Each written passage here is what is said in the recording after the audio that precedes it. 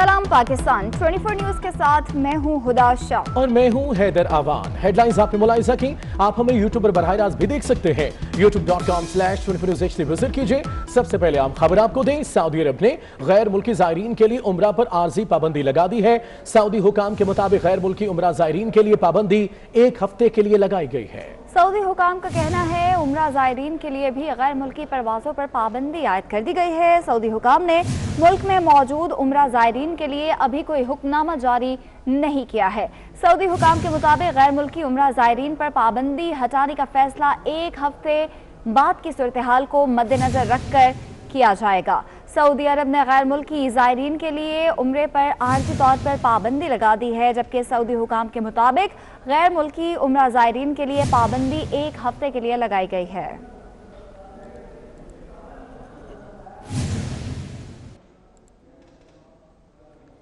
Senate election open ballot के जरिए कराने के लिए रेफरेंस की तैयारी। रेफरेंस रवामा सुप्रीम कोर्ट में दायर किए जाने का इम्कान है। वज़ीर आज़म ने सेनेट इलेक्शन तरीक़ाकार और सियासी सूरत हाल पर पार्टी रहनुमाओं से मुशावरत का फैसला किया है। आज पार्टी रहनुमाओं और हुकूमती तर्जुमानों का इजलास तलब कर लिया गया है। वज़ीर आज़म अरकान को सेनेट इलेक्शन में तब्दीली के बारे में आगाह करेंगे। इजलास में PDM की तहरीक पर भी मुशावरत की जाएगी। तो तैयारी जारी है। सेनेट इलेक्शन के हवाले से अमानत गशकोरी हमें अपडेट करेंगे। अमानत बताएगा इस बारे में। जमील की सेनेट इंतखाबात जो है वो ओपन बैलेट के जरिए करवाने का जो मामला है, जिसमें हुकूमत की जानिब से सुप्रीम कोर्ट में रेफरेंस भी दायर किया जाएगा और सुप्रीम कोर्ट से ये जो है राय तलब की जाएगी कि सेनेट की जो इंतखाबात हैं वो खुफिया बैलेटिंग के बजाय ओपन बैलेटिंग से किए जाएं, क्योंकि इससे जो है शफाफियत जो है वो उससे वाज़ेह होती है और जो खरीदो फरोख्त होती है सेनेटर की वो इससे बंद हो जाएगी। तो अटॉर्नी जनरल से हमारी इस हवाले से बात हुई और उनका ये कहना है कि वो चंद रोज के अंदर सुप्रीम कोर्ट में रेफरेंस जो है वो दायर कर देंगे और सुप्रीम कोर्ट से राय ली जाएगी कि सुप्रीम कोर्ट इस अहम जो आईनी नुक्ता है ओपन बैलेटिंग के जरिए सेनेट इंतखाबात करवाने का, उसे सुप्रीम कोर्ट अपनी राय दे, क्योंकि इससे कबल जो है सुप्रीम कोर्ट का एक फैसला मौजूद है जिसमें ओपन बैलेटिंग का कहा गया था, ताहम वो मुख्तसर फैसला है, जिसके बाद हुकूमत ने ये फैसला किया था कि सुप्रीम कोर्ट से दोबारा इसकी राय ली जाए और जो रेफरेंस है वो चंद रोज में सुप्रीम कोर्ट में दायर कर दिया जाएगा। तफसीलात के लिए शुक्रिया अमानत।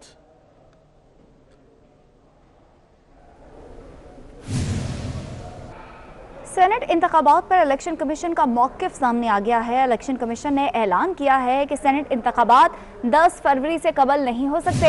इलेक्शन कमीशन आइन और कानून के मुताबिक मुनासिब वक्त पर इंतखाबात की तारीख जारी करेगा। इसी हवाले से बात करेंगे। ज़ीशान भट्टी हमारे साथ मौजूद हैं। ज़ीशान बताएगा इसकी डिटेल्स। देखिए, जो सेनेट के हवाले से जो मुख्तलिफ की जा रही थी, ज़ीशान से राब्ता मुनक़ता हो गया है। आपको बताएं कि सेनेट इंतखाबात पर इलेक्शन कमीशन का मौक़िफ़ सामने आया है। उन्होंने कहा कि 10 फरवरी से कबल इलेक्शन नहीं हो सकते।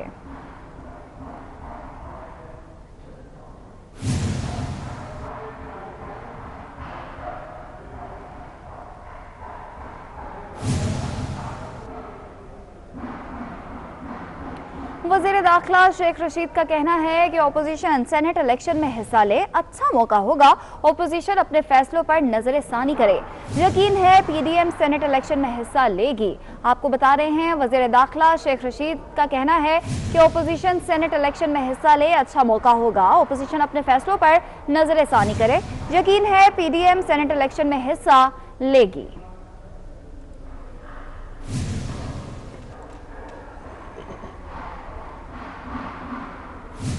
सैफुल मलूक खोखर और अफजल खोखर ने अबूरी जमानत करा ली। खोखर पैलेस की दीवार गिराने के लिए LD ऑपरेशन में खलल डाला गया। सैफ और अफजल खोखर के खिलाफ लाहौर के थाना नवाब टाउन में मुकदमा दर्ज किया गया। सैफुल मलूक खोखर और अफजल खोखर ने अबूरी जमानत करा ली है। खोखर पैलेस की दीवार गिराने के लिए LD ऑपरेशन में खलल डाला गया। सैफ और अफजल खोखर के खिलाफ लाहौर के थाना नवाब टाउन में मुकदमा दर्ज कर लिया गया। इस केस के हवाले से क्या कहना, इस गवर्नमेंट के हवाले से कहूँगा कि न दानों का टोला है न लाइकों का टोला है। कोई इनको होश नहीं कि क्या करना है, सिर्फ इंतकामी कार्रवाई में घुसे हुए हैं। ये इन्होंने अगर सियासत इनको, बल्कि सियासत तो आती नहीं, सियासत के जरिए तो आए नहीं, इनको सिलेक्ट किया गया था। इनको होश के नाम लेने चाहिए। ये ऐसे सियासत नहीं होती। ये सियासत होती है कि सहूलत दे के अवाम को सहूलत दे, अपना नाम पैदा करे। अगर आइंदा आने का इनका प्रोग्राम है, ये इंतकामी कार्रवाई लेके दूसरे मुखालिफ फरीक को दबा के उस पर जुल्म करके सियासत नहीं होती, इनको शर्म आनी चाहिए। अवामी राज पार्टी के चेयरमैन जमशेद दस्ती का एक बार फिर अनोखा अंदाज, दोस्त के दावत वलीमा की तकरीब में गधा गाड़ी पर पहुंचे। वीडियो सोशल मीडिया पर वायरल होगी। ये वीडियो आप देख भी सकते हैं। अवामी राज पार्टी के चेयरमैन जमशेद दस्ती ने एक बार फिर से अनोखा अंदाज अपनाया, दोस्त के दावत वलीमे की तकरीब में गधा गाड़ी पर पहुंचे।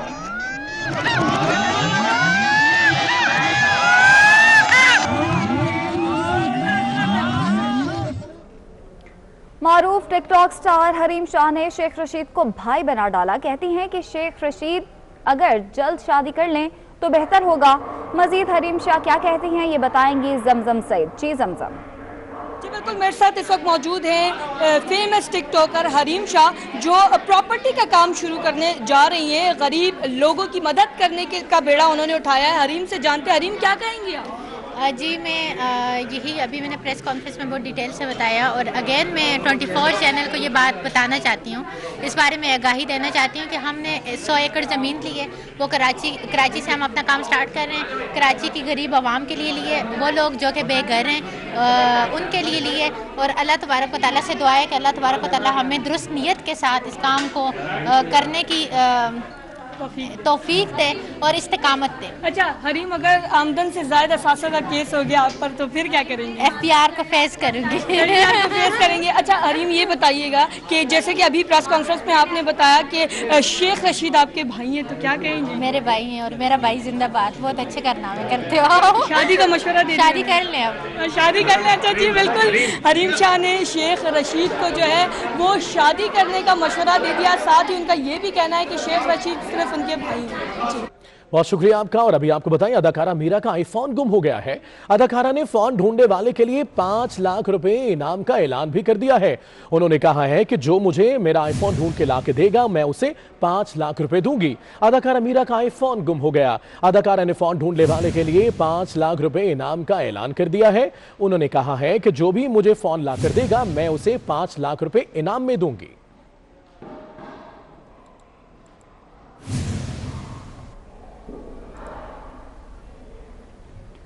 वज़ीर-ए-आज़म इमरान खान से सऊदी सफ़ीर नवाफ बिन सईद अल मालिकी की मुलाकात हुई है। मुलाकात में 2 तरफ़ा ताउन और कोरोना की सूरत-ए-हाल पर बातचीत हुई है।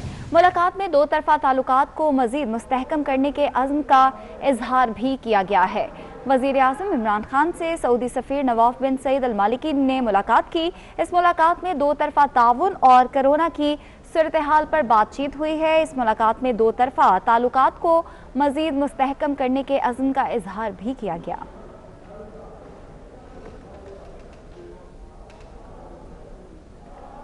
तामीराती शोबे को फराहम करदा हुकूमती पैकेज 31 दिसंबर को इख्तिताम पजीर हो रहा है। कराची के मारूफ बिजनेसमैन अहमद चनाई ने भी पैकेज में तौसी का मुतालबा कर दिया। इस सवाल से बताएंगे हबीब खान। जी हबीब। जी बिल्कुल, हुकूमत पाकिस्तान की जानिब से तामीराती सनत को जो है वो कुछ पैकेजेस दिए गए थे, जिनका ऐलान किया गया था बाकायदा तौर पर कोविड के दौरान, और 31 दिसंबर इन पैकेजेस को हासिल करने के लिए जो है वो आखिरी तारीख रखी गई थी।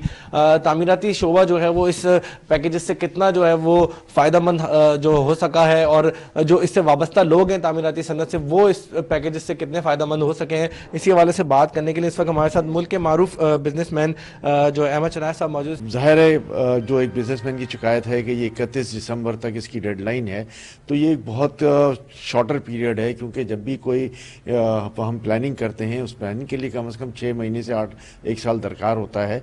ज़ाहिर है 4-5 महीने पहले ये पैकेज आया था, तो लोगों को पहले 2-3 महीने इसको समझने में लग गए। जिन लोगों ने इसको समझ लिया, जिन लोगों ने इसमें अप्लाई किया, क्योंकि इसकी मुख्तलिफ फॉर्मेलिटीज़ हैं, उसको पूरा करने के लिए भी 6 महीने दरकार हैं। तो जिन लोगों ने फौरी तौर पर कर लिया, उन्होंने अप्लाई कर लिया है। मेरा ख्याल है कोई 350 के करीब लोगों ने इसको अवेल कर लिया है। मैं समझता हूँ 3.5 क्या 3,500 लोग इसको अवेल कर लेंगे, अगर इसमें मज़ीद एक्सटेंशन दी जाए। कम अज़ कम जून 2021 तक इसकी एक्सटेंशन लाजमी है, ताकि मैक्सिमम तादाद में लोग आ जाएं। और आप ये देखेंगे कि जब कंस्ट्रक्शन में बूम आएगा तो 72 अलाइड इंडस्ट्रीज में बूम आ जाएगा, पाकिस्तान में लोगों को रोजगार मिलेगा और पाकिस्तानी मईशत जो तबाही के दाने पर खड़ी थी उसको एक बहुत बड़ा बूस्ट मिल जाएगा। जब ये कंस्ट्रक्शन होगी तो जो हम अर्बनाइजेशन की बात करते हैं इस मुल्क में, उसको भी एक बहुत बड़ा फरोग मिलेगा। हम रूरल से निकल कर अर्बनाइजेशन की तरफ आएंगे और लोगों के लिए एक विन विन पोजीशन हो जाएगी। जी बिल्कुल, जिस तरह आपने सुना है, मैं सुना है सबका भी कहना यही है कि हुकूमत पाकिस्तान इस पैकेज को जो है वो मजीद जो है तोसी का ऐलान करे ताकि इससे ज़्यादा जो लोग हैं वो मुस्तफीद हो सकें और रोजगार के ज़्यादा मौके जो हैं वो पाकिस्तानी अवाम को मिल सकेंगे। जी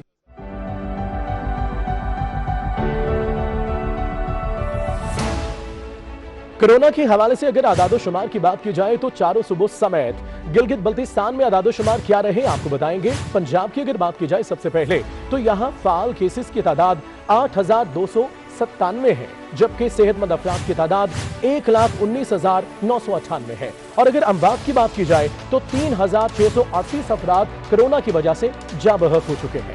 सिंध में फाल केसेस की तादाद है 20,777, जबकि सेहतमंद अफराद की तादाद यहां पर है 1,80,730। और अगर अमवात की बात की जाए तो 3,333 अफराद कोरोना की वजह से यहां जाँ बहक हुए। खैबर पख्तूनख्वा में फाल केसेस की तादाद है 4,516, जबकि सेहतमंद अफराद की तादाद यहां पर हो चुकी है 49,121 और अब तक अमवात की तादाद है 1,546। बलोचिस्तान की अगर बात करें तो फाल केसेस की यहां पर तादाद है 375, जबकि सेहतमंद अफराद की तादाद 17,372 हो चुकी है और यहां पर अमवात है 179। इसी तरह गिलगित बल्तिस्तान में फाल केसेस की तादाद है 111 और सेहतमंद अफराद यहां पर है 4,617, जबकि यहां पर अमवात है 99। ब्रेक के बाद आपको बताया, मुल्तान में मीडिया से गुफ्तगू में वजीर खारजा शाह महमूद कुरैशी ने कहा कि भारत को जब भी मौका मिला उसने पाकिस्तान के मुफादात को ज़िक पहुंचाने की कोशिश की। इसराइल को तस्लीम करने के लिए हम पर कोई प्रेशर नहीं है। मसला फलस्तीन के देरपा हल तक पाकिस्तान इसराइल से ताल्लुकात कायम नहीं कर सकता रहा है। भारत ने हमेशा कोशिश की है पाकिस्तान को जब भी मौका मिला ज़िक पहुंचाने की कोशिश की है, जाली एनजीओज के जरिए, जाली सोशल मीडिया पे वेबसाइट्स के जरिए और जाली इनफॉर्मल पार्लियामेंट्री ग्रुप्स के जरिए पाकिस्तान को बदनाम करने की, पाकिस्तान को मलाइन करने की कोशिश कर रहा है। और ये इनकी एक तवील मनसूबाबंदी के तहत हो रहा है। ये आपका सवाल इतना पुराना हो चुका है और इसका जवाब इतना वाज़ेह हो चुका है, वज़ीर आज़म दे चुके हैं, मैं अर्ज़ कर चुका हूँ, दफ्तर ख़ारजा का बयान आ चुका है कि हम पर किसी का प्रेशर नहीं है। आपको इत्मीनान कब होगा और कैसे होगा मुझे बता दीजिए, मैं उन्हीं अल्फाज में आपकी खिदमत में पेश कर देता हूँ। नंबर 1, हम पर कोई दबाव नहीं होगा ना है। नंबर 2, हमने पाकिस्तान के मफादात को सामने रख के फैसले करने हैं, किसी दबाव के तहत नहीं करने। हमारी एक पॉलिसी है और हम उस अपनी पॉलिसी पर आज भी कायम हैं। सदियों बाद आज रात दो सैयारे मुश्तरी और ज़हल आमने सामने होंगे। इंतहाई करीब दोनों सैयारों को पाकिस्तान समेत दुनिया भर में देखा जा सकेगा। अगली बार ऐसा नज़ारा सदियों बाद होगा। जुपिटर जो है ये आमतौर पे तकरीबन 20 साल के बाद जो है करीब तरीन फासले पे आते हैं, जिसको हम ये कंजंक्शन कहते हैं। वैसे आम फहम ज़बान में अगर हम कंजंक्शन कहें तो उसका माने ये होता है कि हम ज़मीन से दोनों सैयारों को बैक वक्त देख सकें, तो उसको हम कंजंक्शन कहते हैं। तो ये वैसे तो टेक्निकली हर 20 साल के बाद एक कंजंक्शन होता है, लेकिन आज का जो कंजंक्शन है तो इसमें इनके दरमियान जो फासला बहुत ही कम फासला है। वैसे तो एक्चुअल में जो फासला है वो 733 मिलियन किलोमीटर है, लेकिन जब हम ज़मीन से इसका नज़ारा देखेंगे ये तकरीबन समझ लीजिए चाँद के जो कुतर के 1/4 के बराबर होगा। तो ये बहुत ही नायाब है। तकरीबन 800 साल के बाद ये मिनिमम डिस्टेंस पे मौजूद हैं। तो वैसे तो 20 साल के बाद भी कंजंक्शन होगा, लेकिन इतना कम फासला जो है वो बहुत ही यानी कि 800 साल के बाद ये वक़ूफ़ पज़ीर हो रहा है। और आज साल की तवील तरीन रात होगी। 21 और 22 दिसंबर की दरमियानी शब का दौरान यह 13 घंटे 37 मिनट का होगा। इसी हवाले से बात करेंगे मानिया शकील से। मानिया बताएगा आज रात से मुताल्लिक। जी बिल्कुल, जिस तरह से आज जो है 21 दिसंबर की रात होगी, 21 और 22 दिसंबर की दरमियानी शब होगी, जिसमें तरीन रात कहलाएगी है, जिसमें 13 घंटे और 37 मिनट का जो है वो दौरानिया होगा, जिसमें जो है वो आज पूरे साल की यानी 2020 कह लेंगे, पूरे साल की कहने कि पूरे साल की सबसे तरीन रात होगी, जिसका दौरानिया 13 घंटे और 37 मिनट होगा, जबकि दिन का दौरानिया उसी लिहाज से कम हो जाएगा। तो आज कराची वाले और जो एशियन ममालिक हैं वो तरीन रात को एंजॉय कर सकते हैं। जी बहुत शुक्रिया मानिया शकील। कराची में कौमी इदारा बराए अमराज इत्फाल में तोड़फोड़ और तिबी अमले को तशद्दुद का निशाना बनाने का यह मामला है। डॉक्टर्स और नर्सेज ने NICH में एहतजाज किया है। तिबी अमले ने अस्पताल में काम छोड़ एहतजाज कर दिया। एहतजाज करने वाले तिबी अमले का कहना है कि इंतजामिया डॉक्टर तिबी अमले को तहफ्फुज देने में नाकाम हो गई है। रिपोर्ट कर रहे हैं तनवीर बहलीम। कराची में बच्चों के सबसे बड़े अस्पताल NICH में वेंटिलेटर न मिलने पर तोड़फोड़, तिबी अमले को तशद्दुद करने का मामला। तिबी अमले का सब्र का पैमाना लबरेज हो गया। अस्पताल में काम छोड़ एहतजाज किया। कहा कि इंतजामिया डॉक्टर पैरामेडिक्स को तहफ्फुज देने में नाकाम हो चुकी है। आए रोज तिब्बी अमले को तशद्दुद का निशाना बनाया जाता है। डॉक्टर्स ने मरीज और उनके तीमारदारों से अपील की कि अस्पताल में तिब्बी सहूलियात के फुकदान का गुस्सा डॉक्टर्स और नर्सिस पे ना निकाला जाए। बच्चा बहुत सिक आया था, जब आया है और इनको काउंसलिंग कर दी गई थी कि आपका बच्चा सिक है और आप हॉस्पिटल में वेंट अवेलेबल नहीं है, आप अगर अवेलेबल कर सकते हैं कहीं तो आप कर ले। डॉक्टर हर अपनी जो है सारी पूरी सेक्रीफाइसेस हमेशा डॉक्टर ने दी है। जब आपको एडमिनिस्ट्रेशन, जब आपको मिनिस्ट्री कोई चीज़ नहीं देगी, डॉक्टर के अपने घर से कोई वेंटिलेटर इंक्यूबेटर ला के किसी को प्रोवाइड करेगा। यहाँ तो हम तो डेली बेसिस पे काम करने वाले लोग हैं, सैलरी बेस्ड लोग हैं, जो यहाँ पे फैसिलिटीज नहीं है, मेडिसिन नहीं है, वैन नहीं है, क्या आप डॉक्टरों को मारोगे? वो तो यहाँ पे मजदूरी करते हैं। हफ्ते के रोज वेंटिलेटर दस्तयाब न होने पर 9 साला बच्चा इंतकाल कर गया था, जिस पर लवाहिकी ने अस्पताल अमले पर तशद्दुद किया था। कैमरामैन हसनैन जाफरी के साथ Tanveer Behleem, 24 news, Karachi. Islamabad high court ने वफाकी हुकूमत को ज़राई तरक्याती बैंक का बोर्ड तश्कील देने का हुक्म दे दिया। मुलाजमीन की तनज़्ज़ुली के फैसले पर हुक्म इम्तिना में 18 जनवरी तक मुलतवी कर दिए गए हैं, जबकि चीफ जस्टिस अतन मिनल्ला ने रिमार्क्स दिए कि ज़राई तरक्याती बैंक सुप्रीम कोर्ट की डायरेक्शन की वाज़ेह खिलाफ वर्जी कर रहा है। पॉलिसी फैसले करने के लिए 3 साल से बोर्ड ही नहीं बनने दिया गया। सदर ज़राई तरक्याती बैंक तौहीन अदालत के मर्तकब हुए हैं। इसी हवाले से एहतशाम कियानी की रिपोर्ट देखिए।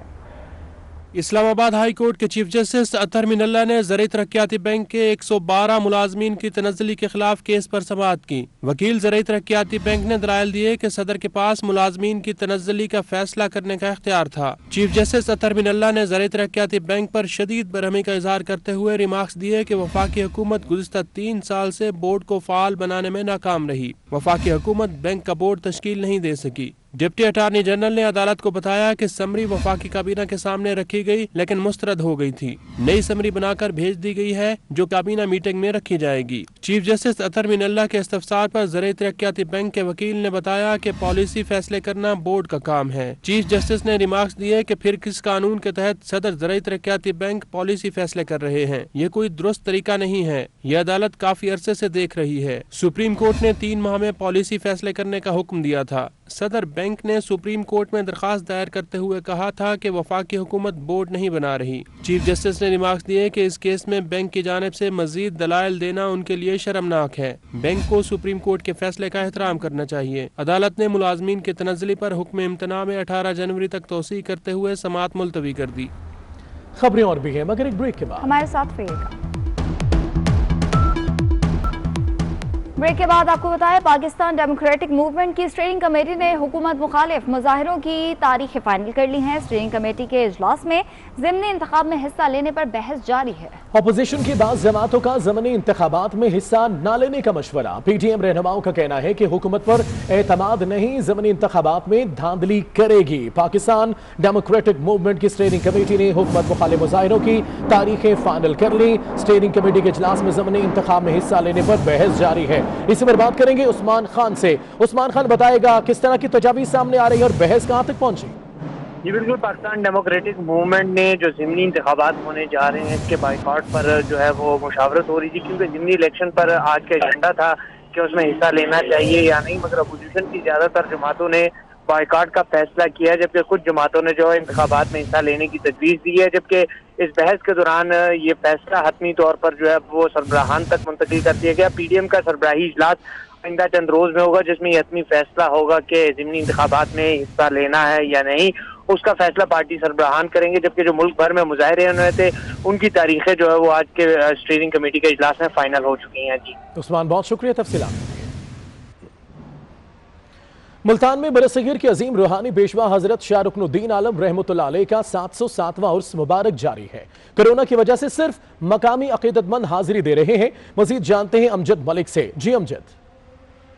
जी बिल्कुल, बरसगीर के अजीम रूहानी सूफी बुजुर्ग हज़रत शाह रुकन आलम रहमतुल्लाह का 707वां उर्स मुबारक जो है आज से शुरू हो गया है। आज उर्स का पहला रोज़ है। जो 3 रोज़ की तकरीबात थी, तमाम तकरीबात पे पाबंदी आयद की गई है कोरोना की वजह से। शाह महमूद कुरैशी जो कि दरबार के सजादा नशीन हैं, उन्होंने गुस्ल भी दिया दरबार को। इसके साथ साथ चादर पोशी की, फूल निछावर किए गए और इस मौके पर मुल्की और कौम की सलामती के लिए ढेरों दुआएँ भी की गई। जो कि अंदरून सिंध से, पाकिस्तान भर से हज़ारों की तादाद में लोग शरीक होते हैं। काफिले ज़ायरीन के आते हैं। तमाम जो ज़ायरीन हैं उनके ऊपर पाबंदी लगाई गई है। सिर्फ मुल्तान के जो लोकल लोग हैं, वो अकीदतमंद हैं, वो यहाँ दरबार के ऊपर आके हाजिरी दे रहे हैं। कुछ लोग जो कि सिंध से आते हैं, मन्नतें लेकर पैदल कर आते हैं। कुछ लोग तो यहाँ पे पहुँचे हैं, मगर जो हज़ारों की तादाद थी उनकी तमाम के ऊपर पाबंदी लगाई गई है। इसके साथ साथ जो तकरीबात होती हैं, हज़रत शाह रुकन आलम कौमी अमन कॉन्फ्रेंस 3 रोज़ की नशिस्त होती है, इसके ऊपर भी पाबंदी लगाई गई है। इसके से शाह महमूद कुरैशी जो कि दरबार के सजादा नशीन हैं, उन्होंने गुस्ल भी दिया दरबार को। इसके साथ साथ चादर पोशी की, फूल निछावर किए गए और इस मौके पे मुल्की और कौम की सलामती के लिए ढेरों दुआएं भी की गई। जो कि अंदरून सिंध से पाकिस्तान भर का सिलसिला है दरबार शरीफ पर 3 रोज तक जारी रहेगी। और परसों जो है वजीर खारजा शाह महमूद कुरैशी जो कि दरबार के सजादा नशीन है, वो इख्तितामी दुआ भी कराएंगे। अल्लामा इकबाल ओपन यूनिवर्सिटी के vice chancellor professor doctor Ziaul Qayyum ने कहा है कि यूनिवर्सिटी की जानिब से सिंध और बलूचिस्तान के पसमानदा इलाकों के नौजवानों को आला और जदीद तालीम के मौक़े फराहम करने के लिए इक़दाम कर रही है और अंदरूनी सिंध 7 कैंपसेस का क़याम इसकी जानिब पहला कदम है। जबकि जल्द यूनिवर्सिटी गिलगित बल्तिस्तान में भी काम का आगाज करेगी। रोहड़ी में अल्लामा इकबाल ओपन यूनिवर्सिटी के कैंपस का संगे बुनियाद रखने की तकरीब से खिताब और मीडिया से गुफ्तगू में उनका कहना था कि अंदरूनी सिंध सखर समेत यूनिवर्सिटी के 7 कैंपसेस कायम किए जा रहे हैं। मोरो में स्टेट ऑफ आर्ट्स कश्मीर में मॉडल सिटी एजुकेशन शुरू कर रहे हैं, जबकि लाड़काना में हमारा कैंपस जल्द शुरू हो रहा है।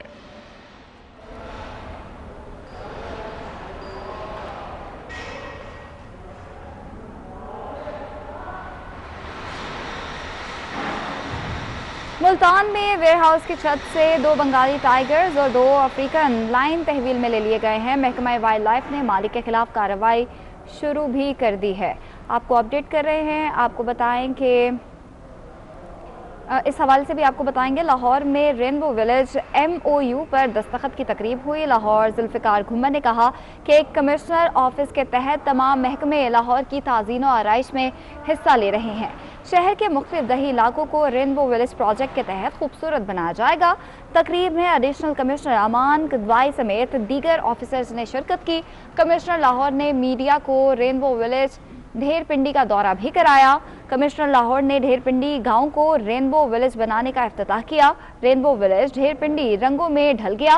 ग्रीन बेल्ट भी तैयार कर दी गई है।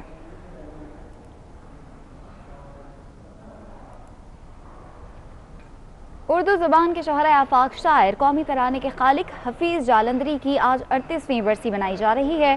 हफीज़ जालंधरी को कौमी तराना लिखने पर शायर इस्लाम और शायर पाकिस्तान के खिताबात और हिलाल इम्तियाज़ तमगा हुस्न कारकर्दगी से भी नवाजा गया।